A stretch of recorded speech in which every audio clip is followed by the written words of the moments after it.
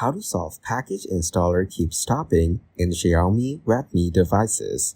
Hey guys, in this video, we will see how to solve the package installer keeps stopping in Xiaomi Redmi devices. Sometimes a simple restart can solve temporary issues. Go to Settings and Apps, then Show System and Package Installer and tap on Force Stop. In the same menu, tap on Storage and then Clear Cache and Clear Data. Now, ensure your device's software is up to date by going to Settings. Then, go to About Phone and System Updates.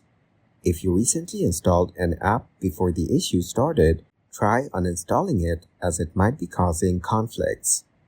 As a last resort, you can perform a factory reset. Go to Settings and Additional Settings. Then, go to Backup and Reset and Factory Data Reset. Remember to back up your data before doing this. Thank you guys so much for watching. I hope you got some value. See you in the next one.